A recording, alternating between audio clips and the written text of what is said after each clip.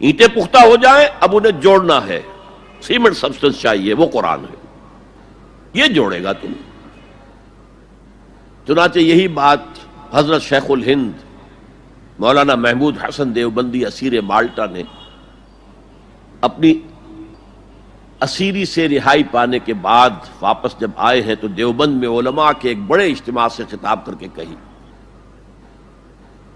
مولانا مفتی محمد شفیع رحمت اللہ علیہ وہ خود موجود تھے اس میں، بڑے بڑے علماء، مولانا حسین احمد مدنی رحمت اللہ علیہ، شبیر احمد عثمانی رحمت اللہ علیہ، مولانا اشرف علی تھانوی رحمت اللہ علیہ، مولانا انور شاہ کاشمیری رحمت، بڑا مجمع. اور کہا حضرت شیخ الہند نے ہم نے تو اپنی اسیری کے 4 سالوں کے دوران جتنا غور کیا تو ہماری اس وقت کی امت کی زبوں حالی کے 2 سبب سامنے آئے.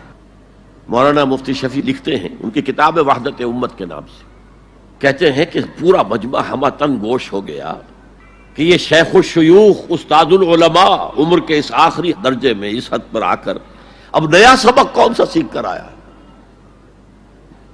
تاکہ ہمیں تو اس کے 2 سبب معلوم ہوئے، ایک ہمارا قرآن کو ترک کر دینا، لفظ نوٹ کیے، ترک کر دینا، اور دوسرا ہمارے آپس کے اختلافات. چنانچہ میں تو یہی فیصلہ کر کے آیا ہوں کہ اب زندگی جتنی باقی ہے 2 ہی کاموں میں لگاؤں گا. ایک تو یہ کہ ناظرہ قرآن پڑھنے کے مکتب گلی گلی کھل جائیں اور عوامی درس قرآن کے ذریعے قرآن کے پیغام اور قرآن کے حکمت سے لوگوں کو روشناس کرایا جائے. عوامی درس قرآن کا لفظ استعمال کر رہا ہے شیخ الہند، جنہیں میں 14ویں صدی کا مجدد اعظم سمجھتا ہوں. اور نمبر 2 یہ کہ آپس کے اختلافات کو حوالت دی جائے. یہ واقعہ کوٹ کر کے مفتی محمد شفیع صاحب لکھتے ہیں کہ حضرت شیخ نے جو 2 باتیں کہیں اصل میں وہ ایک ہی ہے. ہمارے باہمی اختلافات بھی تو اسی وجہ سے ہیں کہ ہم نے قرآن کو ترک کر دیا ہے. بتائیے شیخ الہند نے کیسے ترک کیا قرآن؟ مولانا مدنی نے کیسے ترک کر دیا قرآن؟ کیا مطلب اس ترک کرنے کا؟ حال تو یہ ہے کہ مولانا مدنی رحمت اللہ علیہ، حالانکہ وہ تو گرفتار نہیں ہوئے تھے، وہ تو والنٹریلی اپنے شیخ کی خدمت کے لیے گئے ہیں ساتھ، اور اس حد تک ان کی وفاداری اور ان کی خدمت گزاری کہ رمضان کا مہینہ آیا تو حضرت شیخ الہند نے حسرت کے ساتھ کہا زندگی میں یہ پہلا رمضان ہوگا کہ تراویح میں قرآن نہیں سن سکیں گے.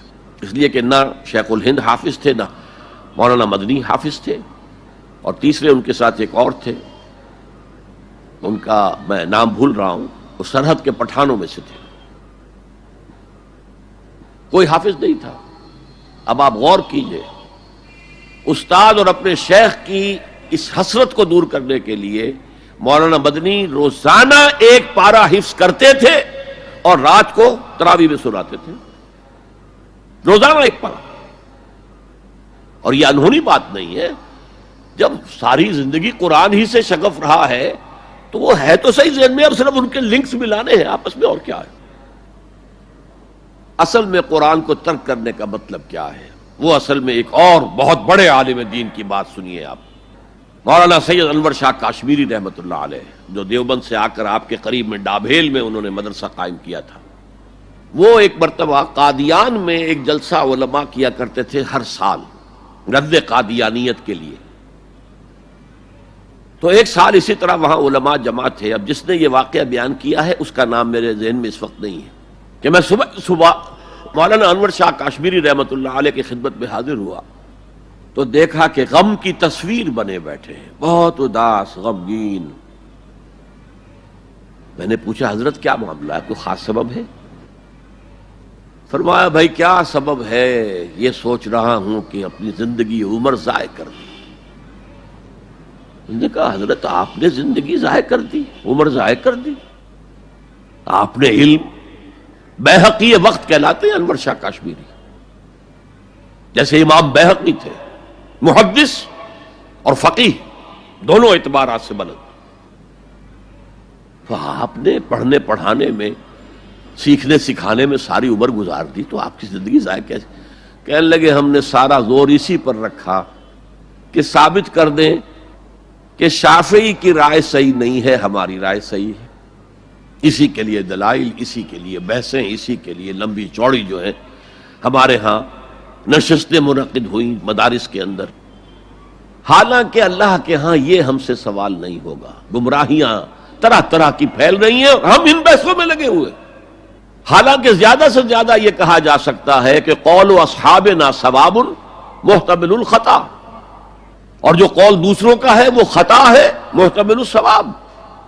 زیادہ سے زیادہ یہ کہہ سکتے ہیں ہم کہ ہمارے جو اسلاف ہیں، ہمارے جو اساتذہ ہیں، ان کا قول صحیح ہے، اگرچہ اس کے خطا ہونے کا بھی امکان ہے. ہم یہ نہیں کہہ سکتے کہ اس کے غلط ہونے کا کوئی امکان ہی نہیں، معصوم تو وہ نہیں تھے. اور قولہم، ان کا جو ہمارے سامنے ہے مد مقابل ہے، اور وہ شافعی ہیں. اصل تو جو ٹکراؤ تھا وہ فقہ حنفی اور فقہ شافعی کے مابین تھا. ہم صرف یہ کہہ سکتے ہیں کہ ان کا یہ قول خطا ہے، غلطی ہے، اگرچہ احتمال موجود ہے کہ وہی صحیح ہو. اس کے سوا تو ہم کچھ نہیں کہہ سکتے. اور ہم نے اپنی ساری زندگی اس کام میں لگا دی.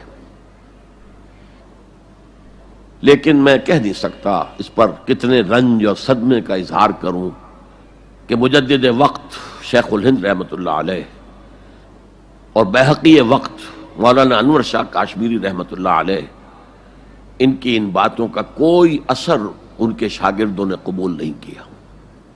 وہی روش ہے، وہی فقہی بحثیں ہیں.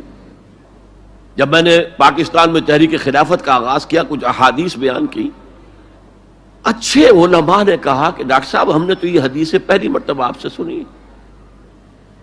یہ حدیثیں جو ہیں یہ ہیں کتاب الملاحم میں، اشراط الساعہ، علامات القیامہ، کتاب الفتن.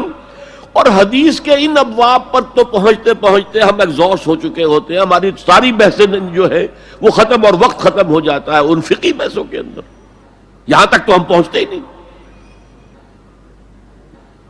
بہرحال دوسرا نقطہ جیسا کہ میں نے عرض کیا، پہلا اینٹیں پکاؤ، مضبوط کرو. یا ایھا الذین آمنوا اتقوا اللہ حق تقاتہ ولا تموتن الا وانتم مسلمون. اور دوسرا ان کو جوڑنے کے لیے قرآن کو ایز اے سیمنٹ سبسٹنس استعمال کرو.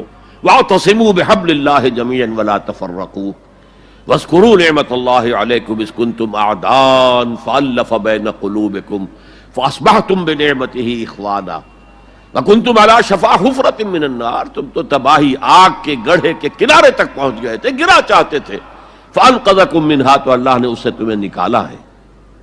کذالک یبین اللہ لکم آیاتہ لعلکم تہتدون. اسی طرح اللہ تعالیٰ تمہارے لیے اپنی آیات کی تبیین کر رہا ہے، وضاحت کر رہا ہے، تاکہ تم ہدایت حاصل کر سکو.